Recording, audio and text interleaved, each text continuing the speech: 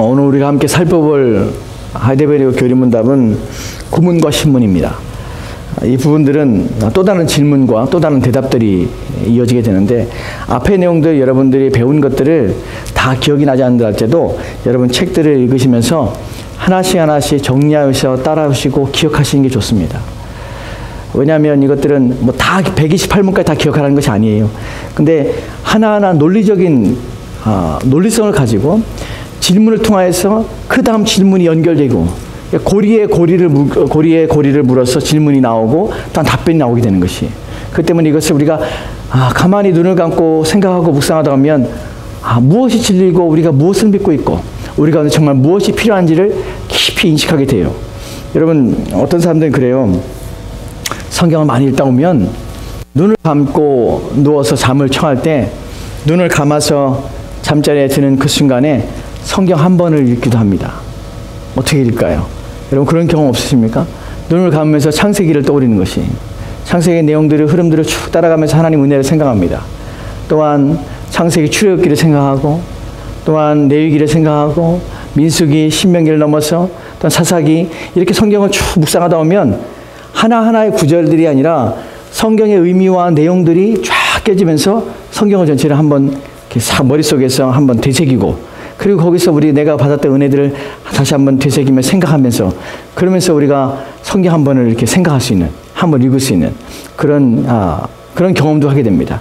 이것이 어떻게 가능하냐면, 성경을 많이 읽다 보면, 성경의 내용들을 알다 보면 자연적으로 어디 부분에서 무슨 내용이 있었지, 어떤 내용이 있었지, 무슨 말씀이 있었지 하는 것들을 떠오르게 되는 것이, 이게 이제 말씀에 익숙해지고 또 말씀을 계속 가슴에 품고 사는 사람들의 매일매일의 생활의 모습들입니다.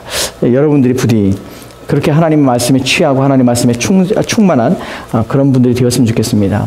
오늘 우리가 살펴볼 구문에 대해서 살펴볼 것인데요. 9번째 질문에 살펴볼 것인데, 우리가 6문, 7문, 8문에서 우리가 이제 지난번에 살펴봤던 것들을 잠깐 정리하면 6문에서 그런 질문했죠.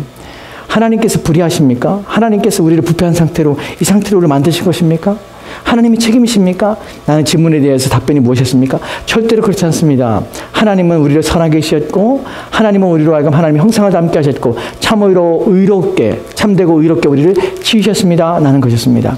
그렇다면 질문에서, 그렇다면 도대체 인간의 부패함은 어디서부터 온 것입니까? 왜 인간은 이렇게 비참한 상태에 놓이게 된 것입니까? 왜 인간은 이렇게 타락한 상태에서, 이런 상태 속에 큰 죄 가운데서 이렇게 거할 수밖에 없는 그런 상태가 되었습니까? 라는 질문에 질문했습니다. 그때 질문의 답변이 무엇입니까?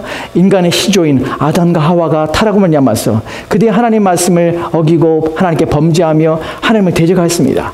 그래 그들은 죄 가운데 떨어졌고, 또한 죄가 그들을 지배하게 되었습니다. 그 비참함은 바로 인간의 죄 때문에 그렇게 된 것입니다. 라는 답변을 듣게 되었습니다. 그 8문에 대해서는 그런 질문했죠. 그렇다면 이제 인간은 하나님의 말씀에 대해서 그 인간의 하나님 말씀을 지킬 수 없는 상태가 된 것입니까? 인간은 어떤 상태냐면, 인간은 심히 부패하였고 그들의 마음속에서는 선을 조금도 행할 수 없는 상태가 됐고, 인간의 본성은 항상 악한 상태가 된 것입니까? 여기서 다른 소망은 없습니까? 답변이 무엇이었습니까? 그렇습니다.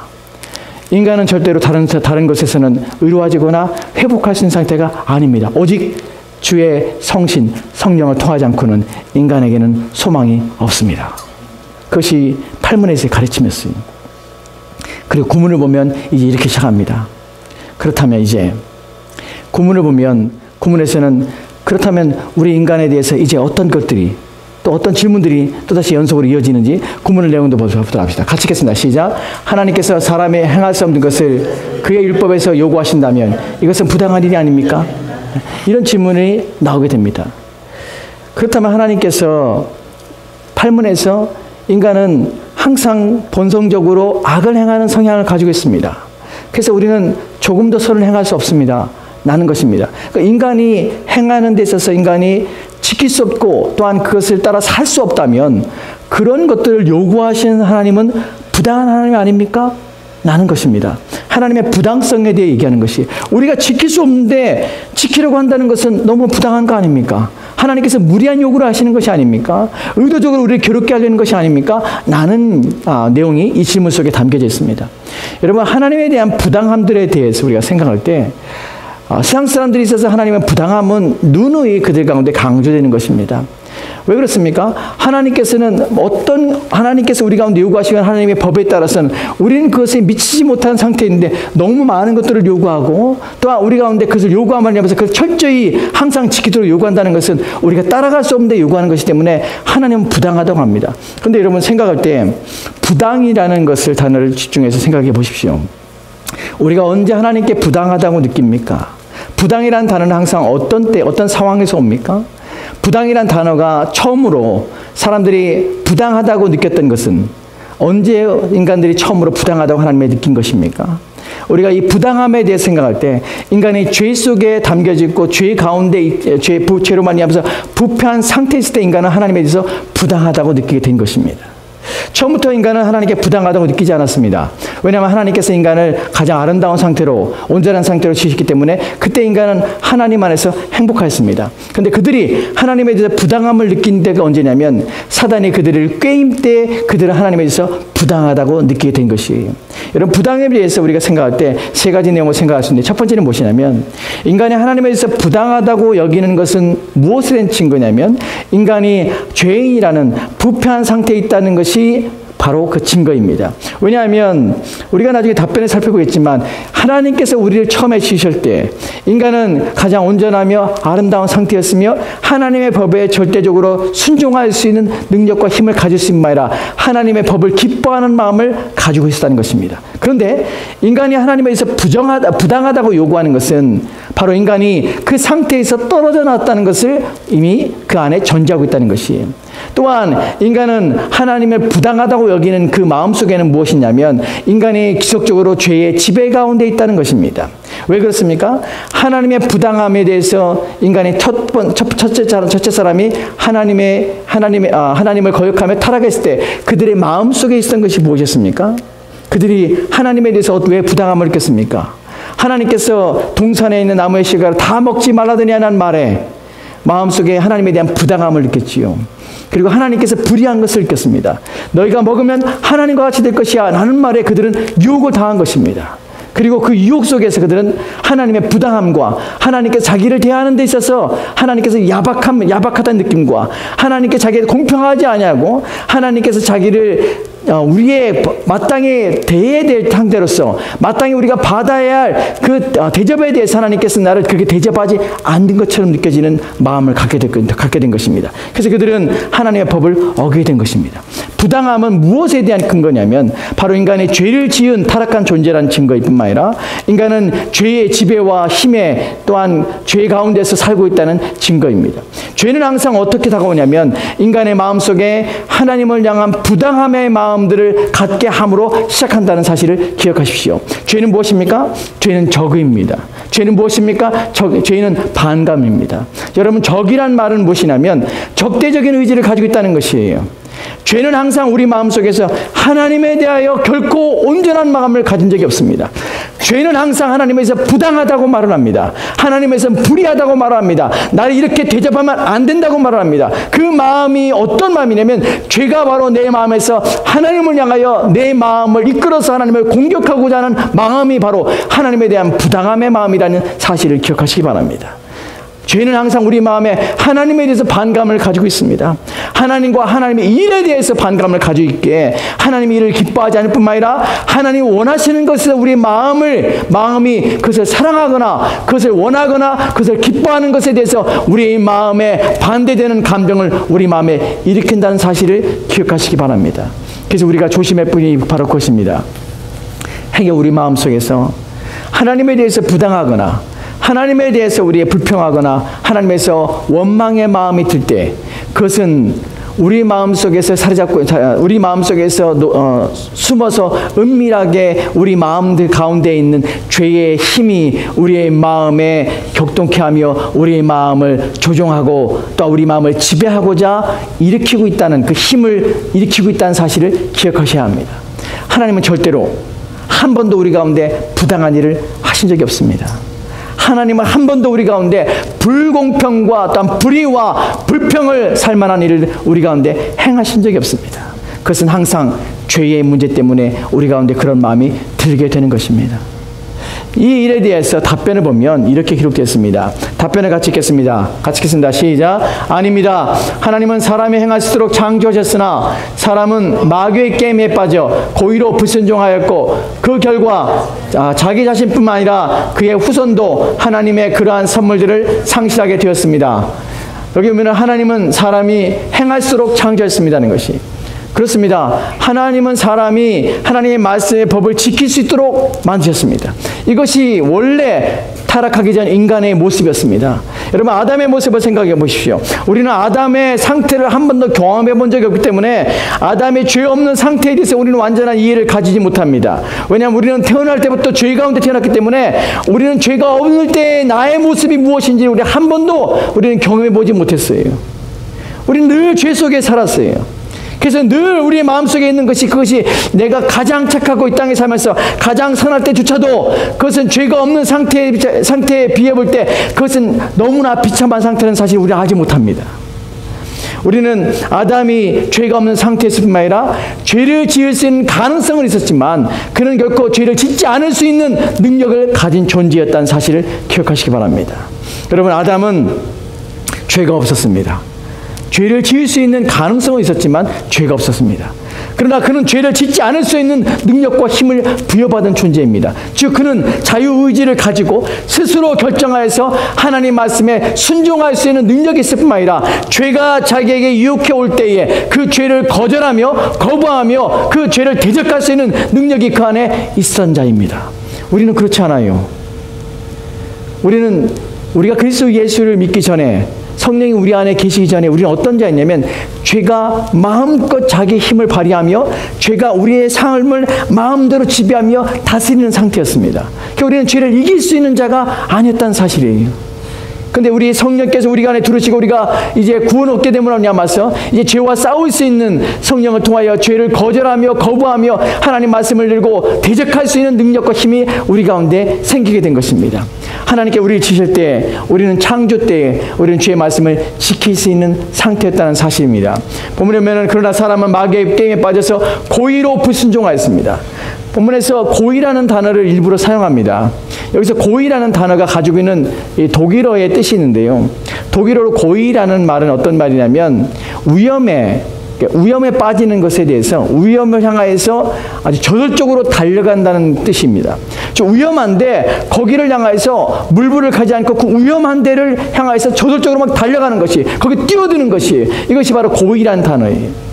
여러분 인간이 죄를 지을 때 인간은 실수로 죄를 지은 것이 아닙니다. 아담이 하나님께 범죄할 때 무의식적으로 자기도 모르는 상태에서 그냥 죄를 지은 것이 아니에요. 인간이 하나님 앞에 죄를 지을 때 그것은 반드시 고의를 가지고 의도적이고 또한 주도적인 마음을 가지고 자의적으로 하나님 앞에 범죄한 것이 그래서 악한 것이 인간의 죄가 왜 하나님께 악하냐면 인간의 마음속에 하나님을 대적하고자 원하는 마음이 그 마음에 자리 잡고 있던 것이 의도적인 것이 그것이 바로 고의라는 단어가 가지고 있는 의미입니다. 왜 그렇게 해석됩니까? 왜 인간의 죄가 왜 고의적이고 자의적이고 의도적이라고 이해할 수밖에 없습니까? 왜냐하면 창세기 2장 17절 말씀 보면 이렇게 기록되었습니다. 창세기 2장 17절 말씀입니다. 같이 읽겠습니다. 시작. 선악을 알게 하는 나무의 열매는 먹지 말라. 내가 먹는 날에는 반드시 죽으리라 하시니라. 아멘. 하나님께서 아담에게 하시는 말씀입니다. 선악을 알게 하는 나무의 열매는 먹지 말라. 내가 먹는 날에는 반드시 죽으리라. 여러분 이 본문을 우리가 많이 살펴봤습니다. 다시 기억시킵니다. 반드시 죽으라는 말이 무슨 말입니까? 너는 죽으리라 라는 말이지만 히브리어 원문의 의미는 죽다는 말이 2번 반복됐습니다. 그래서 연경이라고 표현하는데 강조하는 것이 너는 반드시 죽는다는 말을 그냥 지게가면 이런 의미입니다. 너는 죽고 죽으리라. 같은 말을 반복한다는 것은 강조입니다. 그리고 그것을 중요성을 부여하는 것입니다. 내가 먹는 날에는 너는 죽을 거야. 너는 죽을 거야. 라는 강조가 이 안에 담겨있다는 사실입니다. 하나님께서 이렇게 말씀하신 것은 아담에게 생각하라는 것입니다. 정말 너는 죽을 것이야. 이것은 아담이 가볍게 여길 것이 아니고 아담은 한 번도 이 말씀을 들을 때 가볍게 생각하지 않았습니다. 왜냐하면 그 말의 강조와 의미가 담겨져 있기 때문에 그렇습니다. 이렇게 말했는데 불구하고 고의성을 가지고 있다는 것이 여러분 그러면 하나님께서 선악을 알게 한 나무를 먹지 말라는 것이 부당한 것입니까? 왜 하나님께서 선악과 악에 하는 나무 먹지 말라는 것이 부당한 것처럼 보이지만 사실은 16절 말씀에는 하나님께서 이런 것이 부당하지 않다는 사실을 우리가 알게 됩니다. 16절 말씀 보도록 합시다. 이 앞절에 있는 16절 말씀을 같이 읽겠습니다. 시작. 여호와 하나님이 그 사람에게 명하여 이르되 동산 각종 나무 열매는 내가 임으로 먹되. 아멘. 아멘. 16절과 17절이 연결되어서 하나님께서 주시는 말씀이 함께 아담에게 주어졌다는 사실을 기억하십시오. 이 말씀은 분리돼서 주어진 것이 아니라 함께 주어진 것입니다. 하나님 먼저 말씀하십니다. 뭐라고 말씀하십니까? 여호와 하나님이 그 사람에게 명하여 이르되 뭐라고 말합니까? 동산 각종 나무 열매는 내가 임의로 먹되. 여기서 임의로 먹되라는 말은 사실은 여기서도 연경이 사용됐습니다. 같은 단어가 두 번 반복된 것이에요. 어떻게 먹으라고요? 먹고 먹으라는 것이에요. 네 마음대로 먹으라는 것이에요. 네가 원하는 만큼 먹으라는 것이, 네가 하고 싶은 대로 하는 것이, 하나님 절대로 부당하거나 불의하거나 하나님께서 제한하거나 우리에게 불편하게 하거나 또한 우리를 막아서기 위해서 하나님 우리 가운데 이런 제약을 주신 것이 아닙니다. 동산에 있는 각종 나무의 실과는 내가 먹고 먹을 수 있는 자격과 먹고 먹을 수 있는 자유를 인간에게 주신 것입니다. 그러나 단 하나 17절 말씀에서 동산 중앙에 있는 선악과 악에 하는 나무는 그 나무의 열매만큼만은, 다른 건 다 내 임이 되라되 그 나무 열매만큼은 먹지 말라. 먹내는 네가 죽이라고 말씀하신 것입니다. 이것이 부당한 것입니까? 다 허락하고 하나를 제한한 것이 부당한 것입니까? 결코 그렇지 않습니다. 인간은 하나님에 대해서 부당함을 느꼈습니다. 작은 것 하나에 부당함을 느낀 것입니다. 왜 그렇습니까? 죄는 항상 그렇습니다. 죄는 모든 것을 다 가져도 한 가지 때문에 하나님에 대해서 불평하고 원망합니다. 여러분, 불신자만 하나님에 대해서 부당하다고 느끼는 것이 아닙니다. 신자들도 우리 또한 하나님 앞에 대해서 부당함과 하나님에 대해서 불의하다고 느낄 때가, 하나님에 대해 원망할 때가 얼마나 많은지 모릅니다. 여러분, 우리가 원하는 것이 되어지지 않을 때에, 우리가 원하는 일들이 원하는 방법과 원하는 때와 또 원하는 시기와 원하는 수단과 또한 원하는 것으로 우리 가운데 허락되지 않을 때, 우리가 끊임없이 기도한데 불구하고 하나님께서 그 모든 일들을 이루어지지 않을 때 우리 마음속에 어떤 마음이 듭니까? 하나님에 대해 실망감을 느낍니다. 또 하나님에 대해서 불평하기 시작합니다. 우리 마음에 대해서 하나님께 행하는 모든 것에 대해서 원하지 않는 마음을 갖게 됩니다. 이것이 무엇은 마음입니까? 죄가 우리 마음에 하나님에 대해서 반감을 주며 우리 마음에 저기를 드러내게 하는 것입니다. 그때 우리는 시험에 든 상태가 되는 것입니다. 그래, 하나님에 대해서 기뻐하지 않는 것이, 하나님 일도 기뻐하지 않습니다. 이제 더 이상 즐거움도 없는 것입니다.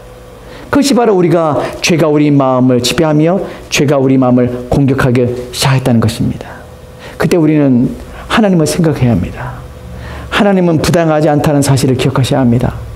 하나님은 항상 우리 가운데 선을 행하시며 은혜로우시며 긍휼이 풍성하신 분이라는 사실을 우리는 죄의 말씀을 떠올리며 우리를 공격하는 죄에 대해서 우리는 하나님에 대해서 바르게 인식해야 합니다. 여러분, 하나님에 대해서 두 가지의 생각이 있습니다. 어떤 사람들은 하나님에 대해서 생각할 때 하나님은 부당하다, 하나님은 나에 대해서 하나님께서는 나를 제대로 취급하지 않으시고 나에 대해서 공평하지 않으시고 또한 나에 대해서 하나님은 관심도 없을 뿐만 아니라 나에 대해서 모든 것들이 하나님은 제약을 주시며 하나님은 나를 바르게 온전히 취급하지 않냐고 나를 대접하지 않는다, 라는 불평과 원망을 가진 사람이 있습니다. 그러나 두 번째의 사람이 있습니다. 그 사람은 하나님에 대해서 항상 하나님에 대해서 긍정적인 마음을 가지고 있습니다. 그리고 항상 하나님이 행하신 모든 일에 대해서 부당함이 아니라 이것은 하나님께서 왜 나 같은 자에게 이런 은혜를 베푸셨는지에 대해서 생각하는 사람이 있습니다. 어떤 사람에게 있어서는 하나님이 부당하며 불평하며 또 하나님께서는 자신에 대해서 악하며 자신에 대해서 하나님께서는 온전히 나를 취급하지 않는다고 여기는 반면에, 어떤 사람은 하나님이 왜 나 같은 자에게 하나님 이런 은혜를 베푸셨는지 왜 그런 생각과 그런 마음을 갖습니까? 무엇이 그 두 사람의 차이를 만들어냅니까? 무엇이냐면 하나님에 대한 이해의 차이가 다르기 때문에 그렇습니다. 하나님을 알지 못하기 때문에 사람들은 하나님이 부당하다고 여깁니다. 그러나 하나님을 깊이 알며 깨달은 사람은 어떤 마음을 갖게 되냐면, 도대체 하나님이 누구시길래, 내가 도대체 하나님이 어떤 자이길래 하나님 내게 이런 사랑과 이런 은혜를 내게 베푸십니까? 내가 하나님 앞에 하나님의 진노와 심판을 받아 마땅하며 또한 나를 지옥에 던지더라도 나는 마땅히 지옥의 아랫목에 던져질 자인데 불구하고 나는 하나님의 진노와 심판을 100만 번, 1000만 번 받는다 할지라도 나는 한 번도 하나님 앞에 어떠한 것에 대해도 내가 하나님 앞에 불공평하다, 하나님은 정의롭지 않다고 내가 외칠 수 없는 자인데 불구하고 어떻게 하나님은 나를 위하여 이런 끊임없는 사랑과 긍휼을 베푸십니까? 하나님은 도대체 나에 대해서 왜 이렇게 은혜를 베푸십니까? 라는 마음을 갖게 되는 것이, 어찌하여 하나님께서는 그리스도 예수 이 땅에 보내서 나를 왜 죽게 하셨습니까? 내가 도대체 하나님께 어떠한 자입니까? 라는 마음을 갖게 되는 것입니까? 왜입니까? 왜냐하면 하나님에 대해서 깊이 이해하거나 그렇지 못한 자이기 때문에 그렇습니다. 여러분, 하나님을 깊이 이해하십시오. 하나님 누구신지를 깊이 인식하십시오. 그때 우리의 마음속에 어떤 마음이 드냐면 하나님이 얼마나 자비로우신 분이고 은혜로운 분이라는 사실을 우리가 알게 됩니다. 그분이 비록 지옥을 만드셨지만 하나님은 은혜로우신 분이십니다. 비록 하나님께서는 심판하시지만 하나님은 은혜로우신 분이십니다. 루터가 그런 말을 했죠. 만약 하나님께서 지옥 문턱에 자기가 섰을 때 하나님께서 자기를 지옥에 떨어뜨린다 할지라도 나는 하나님을 찬양할 것이다. 여러분, 이것은 미친 마음이 아닙니다. 하나님을 알기 때문에 그렇습니다. 그분이 어떤 분이신지 알기 때문에 그런 마음을 갖게 되고 하나님은 의로우신 분이라는 사실을 끊임없이 고백할 수밖에 없다는 사실입니다. 이 마음이 저와 여러분의 마음이 되었으면 좋겠습니다. 하나님을 깊이 합시다. 10번째 질문을 보면, 이제 10번째 질문 보겠습니다. 같이 읽겠습니다. 시작. 하나님께서는 그러한 불순종과 반역을 형벌하지 아니하고 지나치겠습니까? 이제 9번째 질문에서 하나님께서 우리가 질문을 9번째 질문을 살펴봤을 때 하나님께서 이러한 형벌에 대해서 하나님의 부당하신가, 우리 가운데 우리가 지킬 수 없는 것을 행하시면 하나님 부당하신가 요구하시는 것이 하나님 불의하신가라는 요구에서 그렇지 않다고 말씀드렸습니다. 그렇다면 하나님께서 형벌을 받을 자에게 어떻게 대하시는가? 그들의 형벌하지 않으시는 것인가? 또한 그들의 불순종과 반역에 대해서 그냥 지나치겠는가? 하는 것입니다. 여기서 요구하는 10번째 신문에서 요구하는 것 중요한 것이 무엇이냐면 하나님의 공의로움과 하나님의 의로움입니다. 하나님의 정의예요. 하나님의 정의로우신가? 하나님은 공의로우신가 하는 부분을 이 본문에서 지금 말하고 있습니다. 여러분, 하나님은 공의로우신 분입니까? 정의로우신 분입니까? 만약에 불순종하며 반역한 자들을 만약에 하나님께서 심판하지 않는다면, 그들을 그냥 지나친다면 하나님은 공의로우신 분이 아니십니다. 하나님은 의로우신 분이 아니십니다. 여러분, 하나님이 공의로우시고 의로우신 분이라는 사실은 성경에서 하나님에 대해서 기록하고 있습니다. 여러분, 하나님이 공의롭고 의롭다는 말이 무슨 말입니까? 하나님께서 공의로운 분이시고 하나님께서 의로우신 분이라는 말이 가지고 있는 담고 있는 의미가 무엇입니까? 하나님께서 왜 불순종과 반역한 자들에서 왜 하나님은 형벌하셔야 합니까? 우리 이분에 대해서 죄에 대한 문제에 대해서 하나님께서 취급하시는 문제에 대해서 우리는 때로는 껄끄러운 마음을 가지고 있습니다. 하나님께서 죄인에 대해 진노하신다, 죄에 대해 형벌하신다 할 때 사람들은 마음에 부담감을 갖습니다. 굳이 하나님께서 꼭 그렇게 하셔야 되는가? 내가 내 한 사람의 죄를 짓는 것이 뭐 그렇게 대단하다고 하나님께서 심통을 부리시고 또 하나님 심술을 부려서 나를 괴롭게 하는 것인가? 왜 그런 죄에 조그만 죄 하나 졌다고 하나님께서는 왜 책망하시고 분을 내시며 화를 내시는 것인가? 그냥 내버려두면 안 되는 것인가? 왜 하나님은 인간의 죄에 대해서 그렇게 집착하시는가 하는 것 때문에 부당함에 대해서 하나님에 대해서 죄의 문제 때문에 원망하기도 합니다. 왜입니까? 왜 하나님께서는 죄인에 대해서 그 불순종과 반역에 대해서 반드시 형벌하셔야 됩니까? 왜입니까? 우리는 첫 번째로 드는 것이 무엇이냐면 하나님의 거룩성 때문에 그렇습니다. 여러분, 죄의 문제는 단순한 문제가 아닙니다. 하나님께 죄 그냥 없다고 하면 안 됩니까? 하나님 말씀으로 너 죄 용서해 줬어 라고 말하면 안 됩니까? 왜 하나님께서 이렇게 죄의 문제에서 집착하시는 것입니까? 라는 질문에 성경의 답변은 첫 번째는 하나님의 거룩성 때문에 그렇습니다. 하나님은 거룩하신 분이십니다. 이 말의 의미가 무엇입니까? 하나님께는 조금도 어둠이 없다는 사실입니다. 즉 죄를 수용하거나 죄를 용납하거나 죄를 받을 수 있는 분이 아니라는 사실입니다.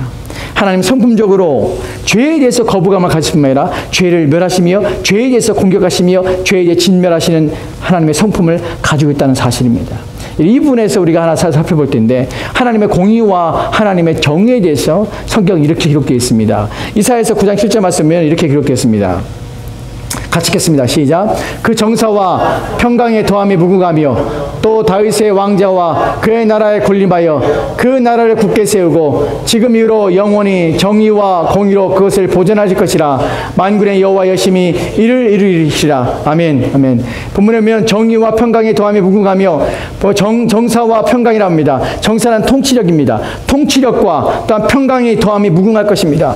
어떤 사람이 어떤 누구에게서 그런 일이 있습니까? 또 다윗의 왕자와 그의 나라에 군림하여 그 나라를 굳게 세우고, 이 본문이 가리키고 있는 것은 누구냐면 예수 그리스도 통하여서 세워질 하나님의 나라에 대해서, 주님의 나라에 대해서 말하는 것입니다. 그 나라가 어떤 나라면 다윗의 왕자와 그의 나라에 군림하여 그 나라를 굳게 세우고 지금 이후로 영원토록 어떤 일이냐면 정의와 공의로 그것을 보존할 것이라. 그의 나라는 정의와 공의로 보존되는 나라가 될 것입니다. 본문에서 하나님 나라가 세워지는데 그 하나님 나라는 정의와 공의로 세워지는 나라입니다. 왜 정의와 공의로 세워지냐면 하나님의 속성과 성품이 정의와 공의이기 때문에 그렇습니다. 여러분, 여기서 공의라는 말이 가지고 있는 것은 첫 번째의 이 단어의 뜻이 무엇이냐면 바르다는 것이, 바르다. 공의란 말은 바르다는 것이. 근데 이 단어가 또 다른 의미가 있는데 재판에서 옳다고 인정받았다는 단어가 이 단어의 의미입니다. 즉 하나님이 의롭다, 하나님이 정의롭다, 의롭다, 하나님이 공의롭다 라는 말의 의미가 무엇이냐면, 하나님은 어떤 하나님이냐면 하나님은 자신의 법에 합당하고 부합하게 옳게 행동하며 또한 그게 합당하게 부합하게 행동할 수밖에 없는 분이라는 사실입니다. 이 말의 의미를 이해하시겠습니까? 하나님은 자신이 정하시고 자신이 세우신 법에 반드시 합당하게 부합하게 행동하셔야만 한다는 사실이에요. 이것이 공의롭다는 말과 정의롭다는 말입니다. 하나님은 공의로우신 분입니다. 정의로우신 분입니다. 이 말은 하나님이 세우신 법을 초월하거나 그걸 남용하거나 그것을 오용해서 그것을 무너뜨리며 자기 마음대로 새로운 법을 만들거나 세운 법을 무너뜨리는 일을 결코 하실 수 없습니다. 왜냐하면 하나님은 공의롭고 정의로우신 분이기 때문에 그래요. 그 법을 반드시 지켜야 되는 분이기 때문에 그래요. 그래서 그 세우신 법을 지키기 위해서 하나님은 자기 자신을 세우신 법에 묶으신 것이에요. 그래서 이 법이 지켜지는 것이 하나님이 자기의 성품과 속성이 그 안에 담겨 있으며 하나님의 하나님 되심이 그 안에 담겨져 있는 것이에요. 그래서 우리가 하나님 법을 무시하면 안 됩니까? 하나님 법이 안 지켜지는 것 때문에 하나님 걱정하지 마시고, 안 지키면 어떻습니까? 하나님인데 무시하면 되죠. 하나님인데 그거 없다고 하면 되죠. 이렇게 말할 수 없다는 것이에요. 왜냐하면 하나님은 공의롭고 정의로우신 분이기 때문에 자신의 법에 합당하게 행동하셔야 되는 분이에요. 그렇다면 죄인에 대하여 반드시 심판하시며 악인에 대하여 반드시 그 악에 대해서 책임을 물으실 수밖에 없다는 사실입니다. 이 일 때문에 하나님께서는 우리를 반드시 심판하셔야 하는 것입니다. 우리 죄에 대해서 하나님께서는 반드시 형벌을 내리셔야 한다는 것이. 죄의 문제는 하나님께서 눈 감아주거나 하나님께 모른 척하거나 하나님께서 됐어 괜찮아 라고 말할 수 있는 문제가 아니라는 사실이에요. 하나님은 만약에 공의롭지 않고 정의롭지 않다면 우리는 하나님이 진실한 하나님이라고 말할 수 없습니다. 왜냐하면 하나님 이랬다 저랬다는 어떻게 진실한 하나님입니까? 변개치 않으신 하나님이라고 우리는 말할 수 없습니다. 왜냐하면 때에 따라서 바꾸신 하나님인데 어떻게 변개치 않은 하나님이 되십니까? 하나님 충성된 하나님도 되지 못합니다. 하나님은 신실한 하나님은 되지 못합니다. 근데 우리가 성경에서 말하는 신실하다, 또한 공의롭다, 또한 의롭다, 또한 하나님은 변개치 않으신다, 시건치 않으신다, 이 모든 하나님에 대한 표현들은 바로 하나님께서는 하나님이 정하신 그 법에 묶여셔서 그 법에 따라 행하시며 법을 집행하시는 분이라는 사실 때문에 우리는 그 하나님을 신뢰할 수가 있는 것이에요. 그 하나님이 변치 않기 때문에 우리는 그 하나님을 믿을 수가 있는 것입니다. 한번 말하신 것을 변하지 않으시며 그 말씀을 바꾸지 않기 때문에 우리는 그 하나님을 신뢰할 수가 있는 것입니다. 그렇기 때문에 하나님께 우리는 그 법을 바꾸라 말할 수 없습니다. 하나님께 자신의 성품을 버리라 말할 수 없습니다. 우리 하나님께 대하여 그냥 우리 죄에 대해서 그냥 모른 척하라고 말할 수가 없습니다. 왜 이렇게까지 우리의 죄에 대해 집착하며 우리의 죄를 갖다가 하나님 이렇게 죄에 대해서 책망하십니까? 왜 진노하십니까? 라고 물을 수 없습니다. 왜냐하면 하나님의 속성과 성품이 그 안에 담겨있기 때문에 우리가 말하는 것은 하나님 바꿔주십시오. 하나님 바꾸십시오. 그 속성을 버리십시오. 하나님 되심에 대해서 물러나십시오. 하나님 되지 마십시오. 라고 요청하는 것과 동일한 요청이에요. 그렇기 때문에 그것은 받아들일 수 있는 것이 아닙니다. 그래서 하나님은 심판하셔야 되는 것이에요. 신문에 대한 답변을 보도록 합시다. 답변해 봅시다. 같이 읽겠습니다. 시작. 결코 그렇지 않습니다. 하나님께서는 원죄와 자범죄 모두에 대하여 심히 진노하셔서 그 죄들을 이 세상에서 그리고 영원히 의로운 심판으로 형벌하실 것입니다. 하나님께서는 누구든지 율법책에 기록된 대로 온갖 일을 항상 행하지 아니한 자는 저주 아래 있는 자라고 선언하였습니다. 아멘. 그렇습니다. 하나님께서는 온죄와 자범죄 모두에 대해 심히 진노하십니다. 왜요? 하나님의 거룩성과 또 하나님께서는 공의롭고 정의로우신 분이기 때문에 그 법을 반드시 지켜야 되기 때문에 하나님께서는 그 형벌을 불순종과 또한 반역에 대하여 하나님께 반드시 형벌하셔야만 되는 것입니다. 이 세상에서 그리고 영원히 의로운 심판으로 형벌하십니다. 이것이 하나님께서 죄에 대해서 형벌하시는 이유입니다. 여러분, 우리가 마지막으로 한 구절을 더 볼 것입니다. 우리가 잘 알고 있는 구절입니다. 로마서 우리가 3장 25절 26절 말씀을 함께 볼 것입니다. 이 구절에서 우리는 하나님이 심판하신다는 데에서 하나님의 진노하심에 대해서 우리는 절대로 그것 때문에 하나님께 원망할 수 없다는 사실을 우리는 생각해 보셔야 합니다. 하나님이 우리를 진노하시고 죄인에 대해서 하나님 심판하시고 그들을 묻어두시며 그들을 불못에 던져져서 영원토록 고난을 당하게 한다는 사실이 결코 부당하지 않다는 사실을 우리는 25절 26절 말씀을 통해서 확인할 수 있습니다. 한번 볼까요? 우리 같이 읽겠습니다. 시작. 이 예수를 하나님이 그의 피로써 믿음으로 말미암는 화목제물로 세우셨으니 이는 하나님께서 길이 참으시는 중에 전에 지은 죄를 간과하심으로 자기의 의로우심을 나타내려 하심이니 곧 이때에 자기의 의로우심을 나타내사 자기도 의로우시며 또한 예수 믿는 자를 의롭다 하려 하심이라. 아멘. 아멘. 이 구절 동안 우리가 많이 듣고 많이 여러분에게 말씀을 드렸던 구절입니다. 다시 이 구절의 의미를 다른 각도에 생각해 보도록 합시다. 이 구절에서 보면 이 예수를 하나님의 그의 피로써 말미암는 화목제물로 세우셨으니 세우셨다는 단어를 생각해 보십시오. 이 단어는요, 전시하다는 말이에요. 하나님께서 예수 그리스도를 화목제물로 전시하셨습니다. 여러분, 전시란 말이 무엇입니까? 사람들이 다 보게 하는 것이, 사람들 앞에 나타내는 것이, 감추려고 하는 것이 아니에요. 사람들 앞에 드러내는 것이, 야 봐라 하는 것이에요. 누구를 보게 하셨습니까? 예수 그리스도를 보게 하셨습니다. 그분이 화목제물로 죽은 것을 보게 하신 것이에요. 어디에서요? 십자가에서 그렇게 하신 것입니다. 십자가에 하나님께서 예수 그리스도를 달리게 하셨습니다. 죽게 하신 것이에요. 그리고 그것을 전시하셨습니다. 왜 십자가입니까? 왜냐하면 전시를 가장 강력하게 나타낼 수 있는 하나님의 진노와 심판이 어떠한지를 가장 강력하게 전시하여 드러낼 수 있는 것이 십자가이기 때문에 그렇습니다. 십자가에 죽는 자는 어떤 자입니까? 하나님의 저주받은 자입니다. 이 땅에서 살 수 없는 하나님의 진노와 심판을 받은 자가 나무에 달려 죽습니다. 하나님께서는 그것을 그리스도를 화목제물로 십자가에 전시하셔서 드러내신 것입니다. 무엇 때문에 그렇습니까? 하나님께 그동안에 간구하셨습니다. 그동안 이는 하나님께서 길이 참으신 중에 참으셨습니다. 왜 참으셨냐면 전에 지은 자를 간구하심으로, 그때 전에 지은 자를 인간 구약에서 지었던 모든 죄에 대해서 구약의 제사로 제물을 드렸던 그 모든 상태에서 하나님께서는 온전치 않지만 그것을 참아내셨습니다. 왜 참을 수밖에 없냐면 그리스도가 오셔야만 그 죄에 대해서 용서받기 때문에 하나님께서 그때까지 참으신 것입니다. 그리고 이제야 그리스도가 오시 말미암아서 십자가의 그리스도를 화목제물로 세우신 후에 자기의 의로심을 나타내신 것입니다.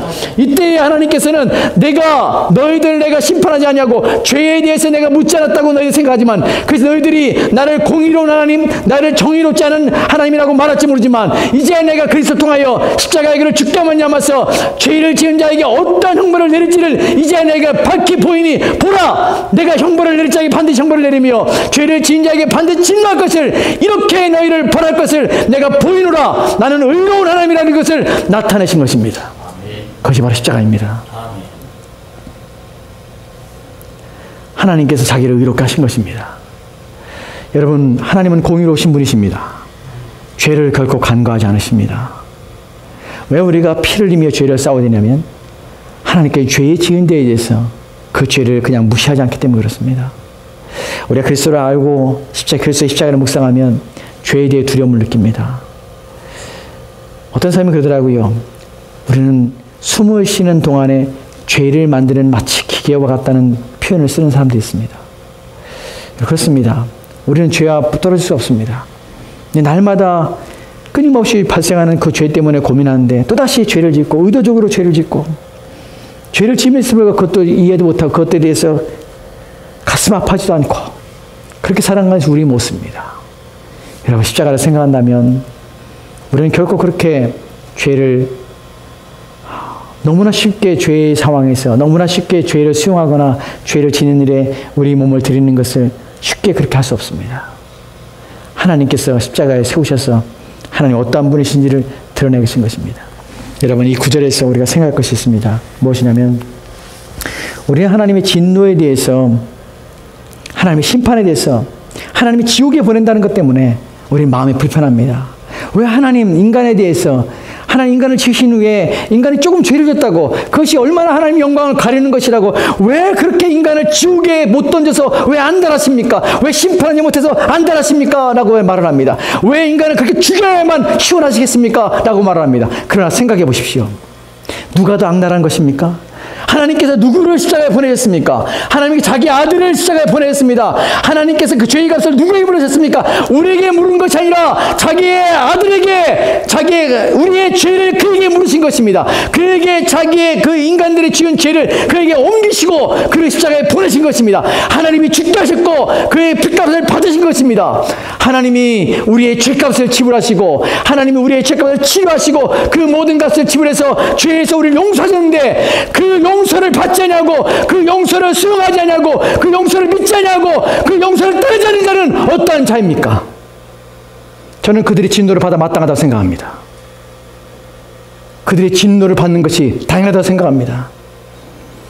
하나님께 그들에게 진노를 묻지 않으시고 하나님의 의를 묻지 않으시고 그들의 모든 일을 용서하셔서 다른 길로 말미암아 그들이 사죄받고 용서받아 그들이 이제 하나님의 진노에 떠날 수 있는 기회를 주셨는데 그것도 인간이 만든 것이 아니라 하나님께서 만드셨는데 그 하나님의 그 길들을 무시하며 그 하나님의 길들에 대해서 거역하며 거절하며 그런 상태로 끊임없이 지옥을 향하여 달려가는 그들은 어떤 자입니까? 얼마나 악한 자입니까?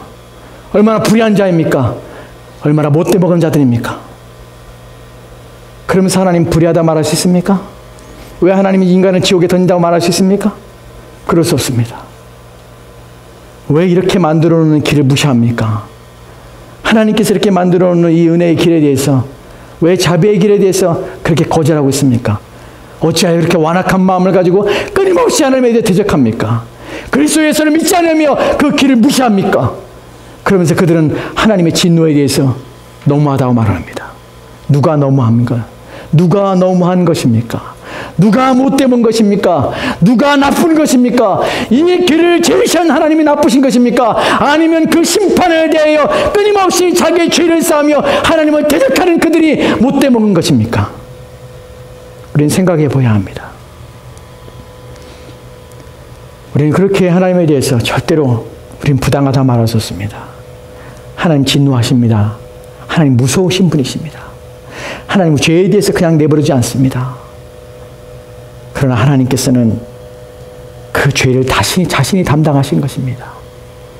그 죄를 자신이 지게 하시고 자기의 사랑하는 독생자이신 예수 그리스도께서 십자가에 죽게 만드신 것입니다. 이것이 우리 가운데 은혜입니다. 우리 가운데 말할 수 없는 감사입니다. 그 길을 거역하며 거절하며 하나님에 대해서 부당하다고 말하는 것은 얼마나 악하며 얼마나 완악한 자인지를 드러내는 것일 뿐입니다. 여러분, 하나님의 이 길을 우리 가운데 허락하심을 감사하십시다. 기뻐합시다. 그리고 이 길을 허락하신 하나님 앞에 하나님의 진노와 하나님에 대해서 부당하거나 불평하거나 원망하지 맙시다. 왜 시편에서 하나님을 찬양할 때 여호와의 선하심이 여호와의 인자하심이 영원하다고 표현했던 이유가 무엇입니까? 바로 이런 것들을 경험하며 깨달았기 때문에 그렇습니다. 오늘 이 밤 저와 여러분이 하나님의 인자하심과 하나님의 선하심을 맛보는 귀한 시간 되었으면 좋겠습니다. 우리가 기도합시다.